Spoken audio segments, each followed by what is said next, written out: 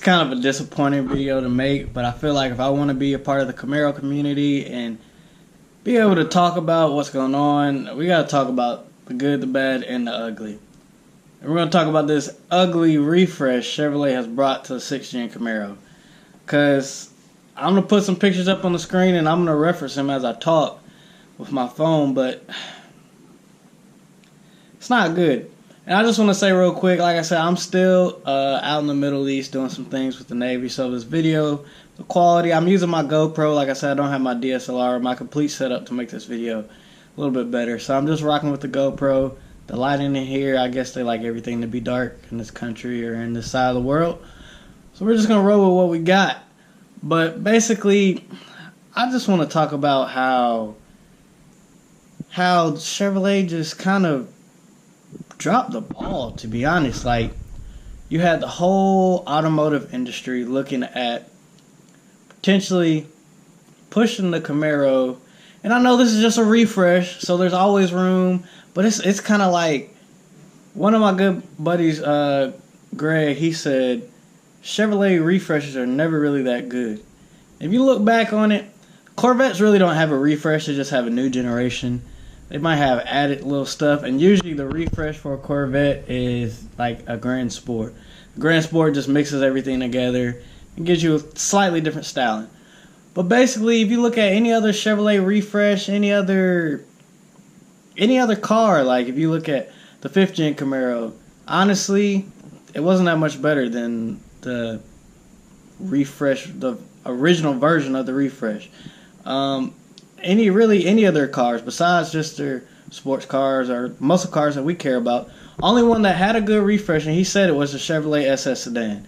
If you look at the first one compared to the second one, you're like, second one's definitely better. The refresh version with all the updated, the one that they quit making, that version is solid. But anyway, let's check out this wonderful refresh car. And if you look at the front end, to be honest, the first thing I see with the front end is just they really went for the, what do you call it, the Transformers look.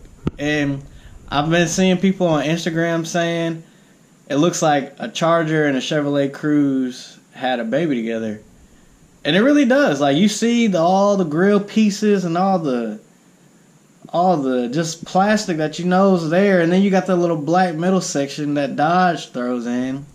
Then you got these little side fin wannabe winglet / whatever where the fog lights are that basically came off the Bumblebee car from Transformer.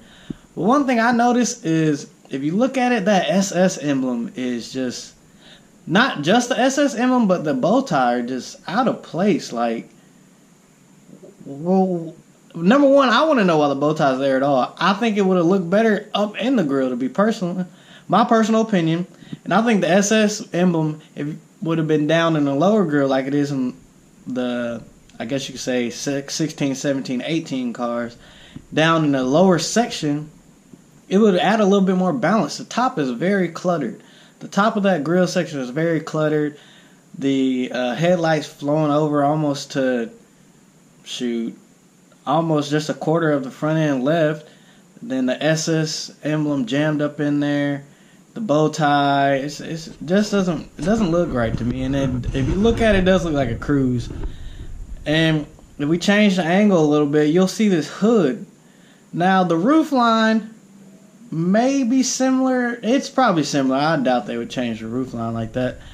But this hood is like one of those sorry aftermarket hoods that they try to put the Corvette heat extractor in, and it just, I guess it fits all the grill that you got down there. But if you just look at it just from a looks, it doesn't look better than the generation like my car with the heat extractors. It doesn't.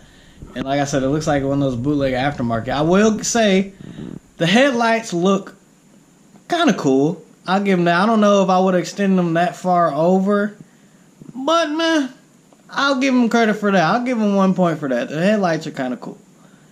Then if we switch over to the back, looking at these tail lights, you're like, if you look at the taillights just for the taillights, they look pretty decent. You're like, okay.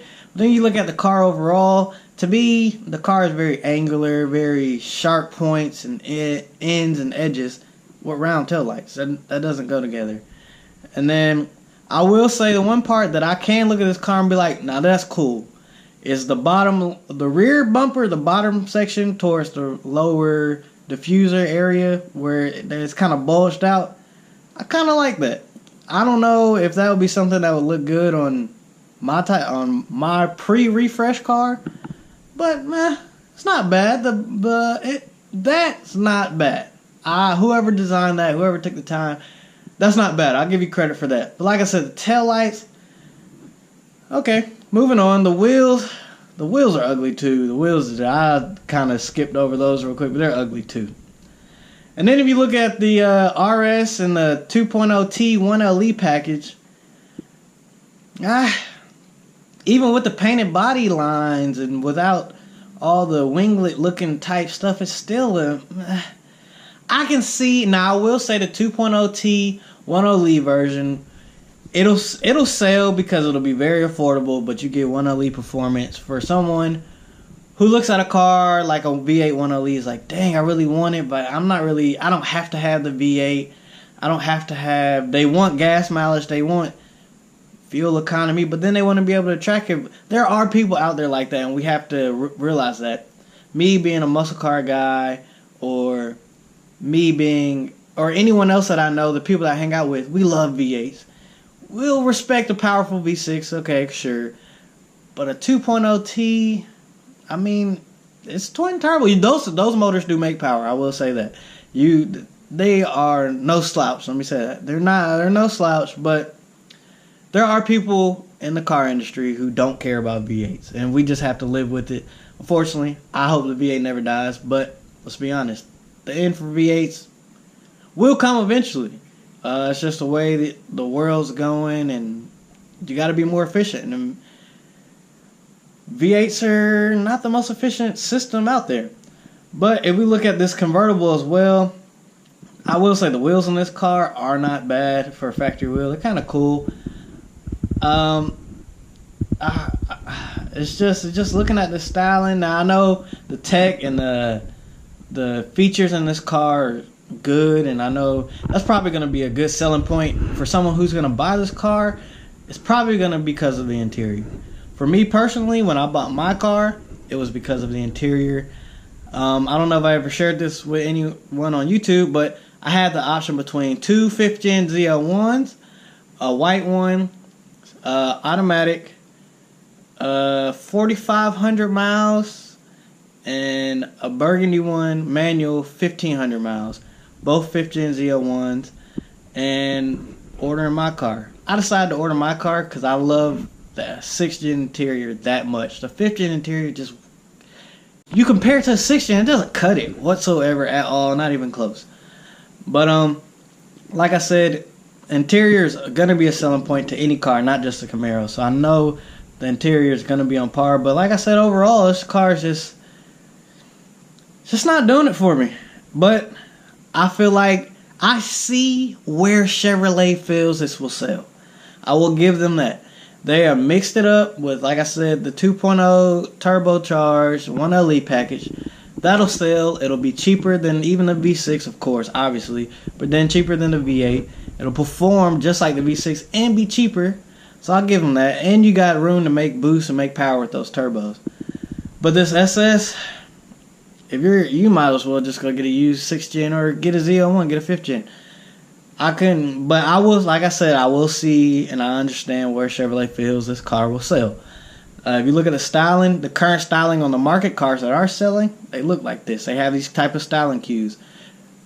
People do like the Bumblebee style cars. Some people don't. Some people do.